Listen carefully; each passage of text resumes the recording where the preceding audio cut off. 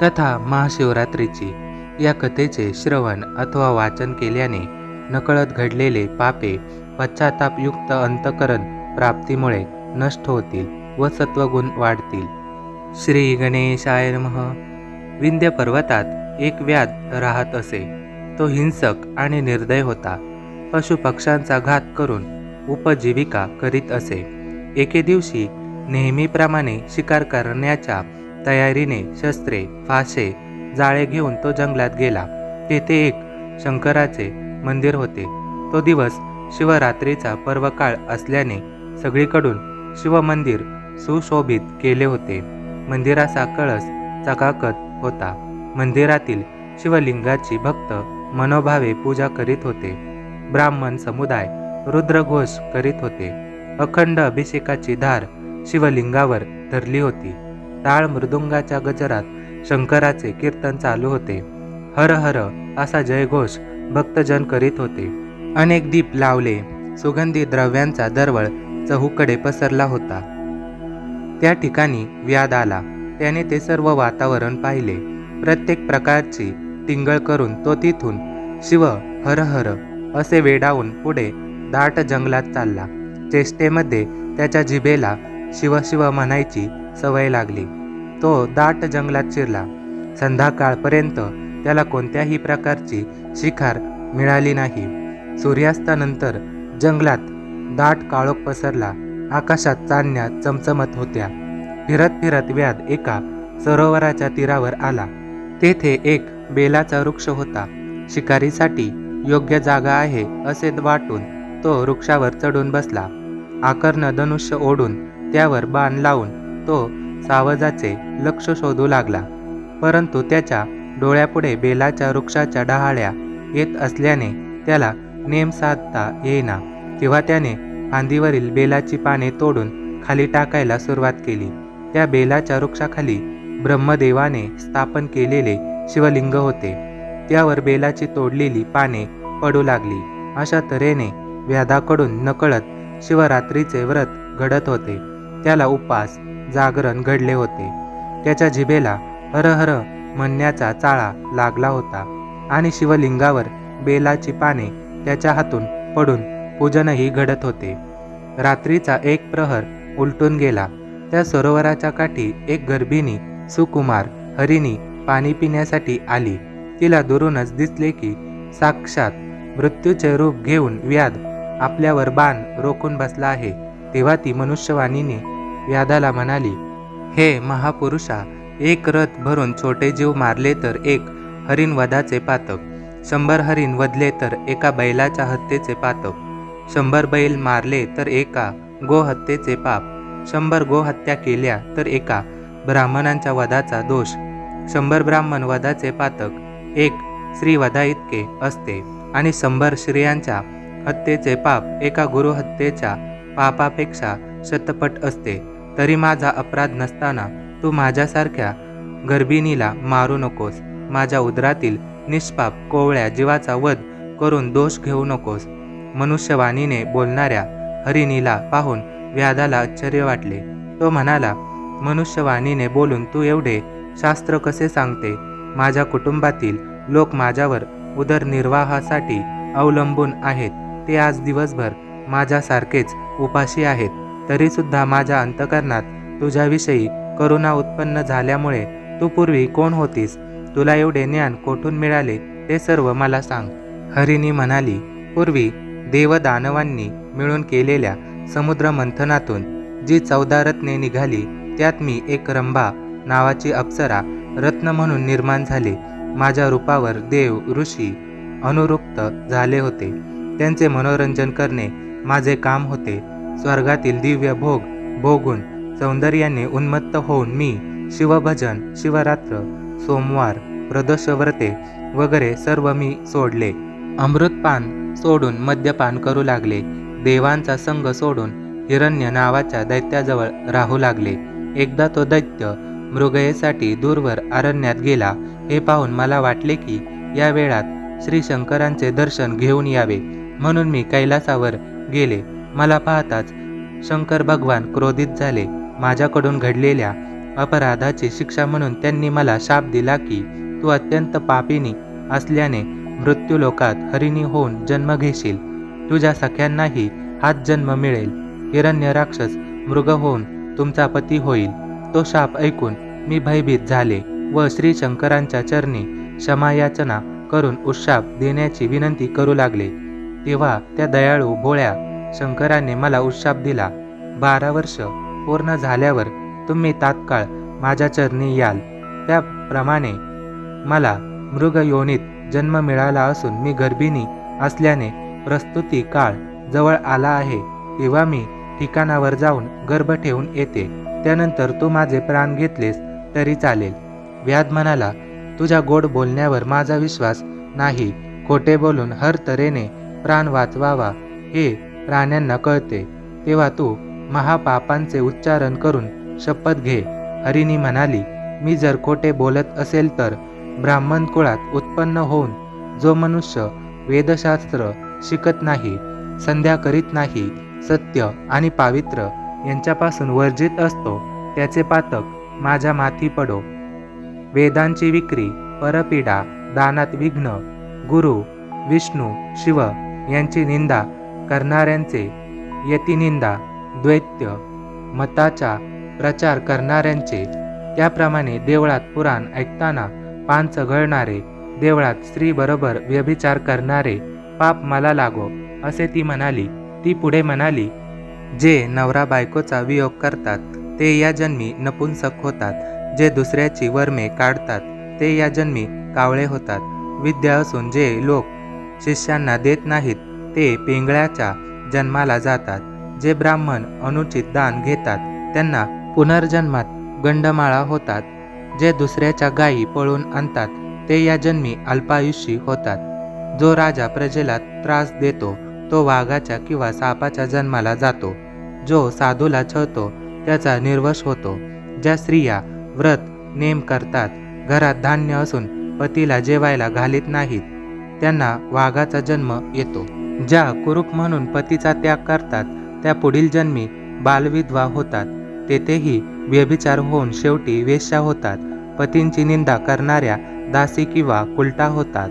स्वामींचा द्रोह करणारे कुत्र्याच्या जन्माला जातात. सेवा घेऊन वेतन न देणारे भिकारी, पती पत्नींचे एकांतातील संभाषण चोरून ऐकणारे अन्ना वाचून मरतात. जारण मारण प्रयोग करणारे पिशाच, यतीला उपाशी ठेवणारे भिकारी, दिव्यातील तेल चोरतात ते निपुत्रिक, स्वयंपाक करताना खाणाऱ्या मांजरी, दुसऱ्याला कदान्न स्वतः पक्वान्न खाणाऱ्या निपुत्रिक होतात. आई वडिलांना छळणारे माकड, सासू सासऱ्यांना त्रास देणारे निसंतान होतात. व्याधा, तुला वचन देऊन जर मी नाही आले तर ही सर्व पापे मला लागोत.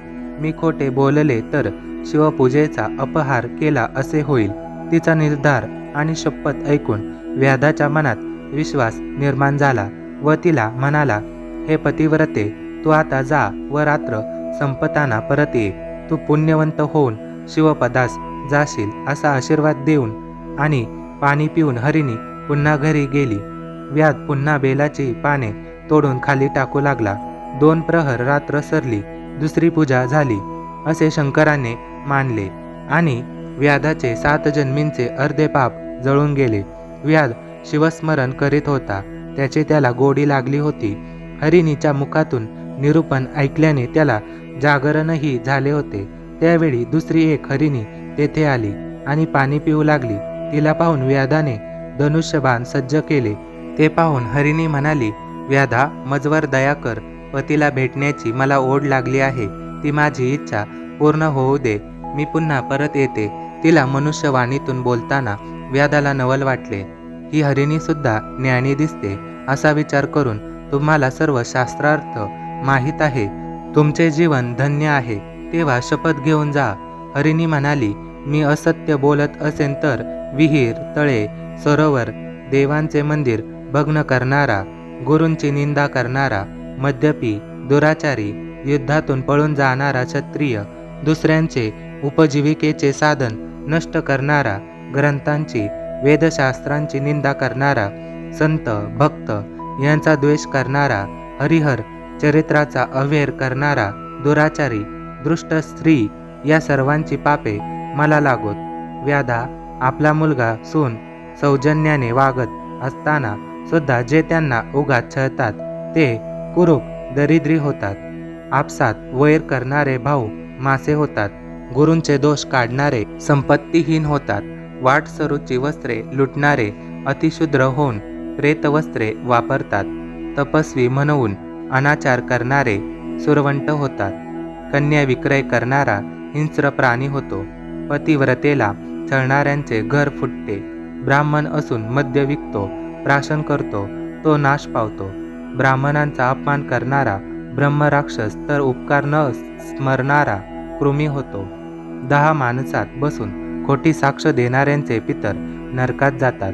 जो लग्न करून पत्नीमध्ये भेदभाव करतो तो गोचिड होतो. दुसऱ्याचा पाणी पुरवठा बंद करतो, त्याचे मलमूत्र बंद होते. साधूंची निंदा करणाऱ्यांचे दात पडतात. देवळात भोजन करणारा शयी, राजाची निंदा करणारा मंदाग्नीने त्रस्त होतो. ग्रहणात जेवणाऱ्याला पित्त, मुले पळवून विक्री करणारा कोडी होतो. गर्भपात करणारी स्त्री वांझ होते. देवालय पाडणाऱ्यांची हाडे मोडतात. अपराधाविना पत्नीला शासन करणाऱ्याला अर्धांगवायू, ब्राह्मणांचे अन्न पळविणाऱ्यांचा निर्वंश होतो. ब्राह्मणाला काठी मारणाऱ्यांच्या अंगातून कळा येतात. संताशी वाद घालणाऱ्यांचे दात मोठे होतात. गुरु, संत, माता पिता यांचा अपमान करणारा तोत्रा, देवाजवळील वृक्ष तोडणारा पांगळा होतो. सुतकातले अन्न खाणारा रोगी एकटाच सुगंधी द्रव्य वापरतो, त्याला अंगाला दुर्गंध येतो. ब्राह्मणांचे कर्ज बुडवणारा अल्पायुष्य होतो. झाडाची सावली नष्ट करणारा निराधार होतो. ब्राह्मणांचे ऋण बुडवितो तो भिकारी. पुत्रद्वेषी, गरिबाचे लग्न मोडणारा निसंतान होतो. ब्राह्मणांचा छळ करणारा यमांकडून दंडित होतो. पवित्र ग्रंथ न ऐकणारा बहिरा होतो. माता पित्यांचा छळ करणाऱ्यांचा कार्यनाश. एकाच देवाची भक्ती, इतर देवांची निंदा करणाऱ्याला कमी मुले होतात. गोवध करणाऱ्याला कर्कशा बायको मिळते. बैलाला मारणाऱ्यास मूर्ख पुत्र होतो. गवत पाणी न देता पशूंना मारणाऱ्यास मुकी मुले होतात. आवश्यकता नसताना पशुहत्या करणाऱ्याला पारध्याला पेपरे येते. आपल्या गुरुचा त्याग करणारा अल्पायुष्य होतो. सूर्याकडे तोंड करून लघुशंका करणारा दंतहीन पांढऱ्या केसाचा होतो. लहान मुलाच्या मृत्यूने शोकग्रस्त झालेल्यांना हसणारा निपुत्रिक असे म्हणून ती हरिणी म्हणाली, मी पतीला भेटून लवकर परत नाही आले तर मला ही सर्व पापे लागोत. व्याध तिला म्हणाला, ठीक आहे, तू फार ज्ञानी दिसतेस, घरी जाऊन लवकर परत ये. त्यानंतर एक हरिण पाणी पिण्यासाठी सरोवराकाठी आला. त्याच्यावर शरसंधान करताच तो व्याधाला म्हणाला, व्याधा, माझ्या पतिव्रता स्त्रियांना मी विचारून येतो. तुला दिलेले वचन मी नाही पाळले तर कीर्तनात विघ्न आणणाऱ्यांचा निर्वंश होतो. शुद्ध ब्रह्मकर्म करणारा नरकात जातो. तीर्थयात्रेत विघ्न आणणाऱ्याच्या अंगावर जखमा होतात, तो नरकात जातो. शास्त्रात प्रमाण नाही अशा शूद्र विषयावरील कूट कविता करणारा निपुत्रिक होतो. एकादशी शिवरात्र व्रते न करणारा दुबळा होतो. शिव हरीची प्रतिमा फोडणारे, शिवनिंदा भक्तांना विघ्न आणणारे नरकात कीटक होतात. आई वडिलांचा द्रोह करणारे व्याधिग्रस्त पिशाच होतात. गुरुद्रोही भूत योनीत जातो. भरपूर जेवण घेणाऱ्या सुदृढ ब्राह्मणांना हसणाऱ्याला अन्न बेचव लागते. देवळे फोडणारा, शंकरांची पिंडी फोडणारा, देवाची उपकरणे अलंकार चोरणारा पंडुरोगी होतो. मित्र द्रोह, आई वडील गुरु यांची हत्या, विश्वासघात, गायी ब्राह्मणांच्यावरील मृत्यूसंकट सामर्थ्य असून निवारण करीत नाही. ब्राह्मणाला बाहेर थांबवून घरात पक्वाने भक्षण करतात. सोयऱ्यांची प्रार्थना करतात. त्यांना संग्रहणी, पोटसूळ ही दुखणी होतात. पंचयज्ञ न करणारे, ब्राह्मणांची घरे जाळणारे, गरिबाला वाटेत लुटणारे, संतांचा अपमान करणारे, गुरुला छळतात, त्यांची परीक्षा घेतात, त्यांच्यावर आरोप करतात, ती माणसे निपुत्रिक राहतात. शिवकीर्तन न ऐकणारे, कर्णपीडित होतात. बडबड करणारे बेडूक, शिवकीर्तनात झोपणारा साप, वाद घालणारा पिशाच होतो. अशा तऱ्हेची अनेक पापे मी वचनभंग केला तर माझ्या माथी पडत. व्याधाला आता शिवनामाची फार गोडी लागली होती. त्याचा कंठ दाटून आला. डोळ्यातून अश्रू ओघळू लागले. बेलाची पाने खुडून तो खाली टाकत होता. शिवपूजन घडतच होते. रात्रीचे 4 प्रहर शिवजागर झाला. रात्री संपली. अरुणोदय झाला. तेवढ्यात तिसरी हरिणी आली. आपण हिला तरी मारावे असा विचार व्याधाच्या मनात आला. तोच हरिणी मनुष्यवाणीने बोलू लागली. व्याधा, तू मला मारू नकोस. घरी माझे बाळ आहे. त्याला स्तनपान देऊन मी परत येते. मी वचन मोडले तर मला अनेक महापापे लागतील. आता ही कोणता शास्त्रार्थ सांगेल अशा कुतूहलाने व्याधाने तिला तू काहीतरी शपथ घेऊन जा असे म्हटले.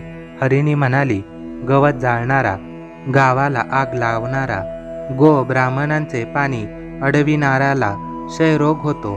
ब्राह्मणांची घरे हिसकावतात. त्यांची पूर्वज रौरक नरकात पडतात. आई मुलगा पती पत्नीमध्ये भांडणे लावणारे, देव ब्राह्मण यांना वंदन न करणारे, कठोर बोलणारे, त्यांचे हातपाय यम तोडतात. चोरटी नजर ठेवणाऱ्यास नेत्ररोग, पुस्तके चोरणारा मुका, रत्ने चोरणारा अंध, गर्विष्ठ रेडा, पारधी ससाना होतो. भक्तांची निंदा करणारे मुखाचे रोग भोगतात.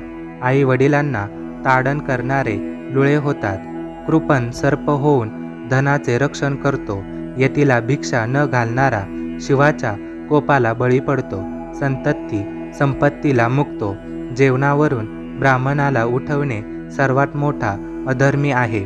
पारधी हरिणीला सद्गतीत होऊन म्हणाला, तू निशंकपणे घरी जाऊन तुझ्या पाडसाला स्तनपान देऊन ये. त्या हरिणीपैकी पहिली हरिणी प्रस्तुत झाली.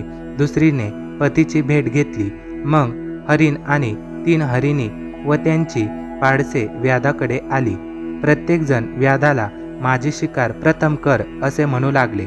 व्याध आणि मृग परिवारांचा उद्धार. त्यांची बोलणी ऐकून परस्परावरील प्रेम, त्यागाची भावना व्याधाच्या अंतःकरणात करुणा उत्पन्न झाली. तो झाडावरून उतरून आला व हरिणींच्या पाया पडला व म्हणाला, तुमच्या मुखातून निरूपण ऐकून माझे जीवन पावन झाले. आता तुम्हीच माझे माता पिता गुरु आहात. संसार लटका आहे. शिवपदी पोहोचण्याची मला ओढ लागली आहे. असे म्हणताक्षणी आकाशातून विमान आले. त्यात पंचवदन, दशभुज, व्याघ्रांबर नेसलेले तेजपुंज शिवगण बसले होते. किन्नर वाद्य वाजवित होते. विद्याधर गाणी गात होते. देववर्षाव करू लागले. हरिणींची शरीरे दिव्य झाली. व्याध त्यांना नमस्कार करीत शिवहर मंत्र म्हणू लागला. त्याचा देह दिव्य शिवगणांसारखा झाला. हरिणासह सर्व जण विमानात बसले. देव व्याधांची प्रशंसा करू लागले. व्याध शिवपदी पोहोचला. मृगांना तारामंडळात स्थान मिळाले. भगवान व्यासांनी लिंग पुराणात जे वर्णन केले आहे त्याचे मी प्राकृतात वर्णन केले आहे. हे शिवरात्री व्रतकथा श्रवण केल्यास सर्व पापे दग्ध होतात. पठन करणारा पुण्यवंत धन्य होतो.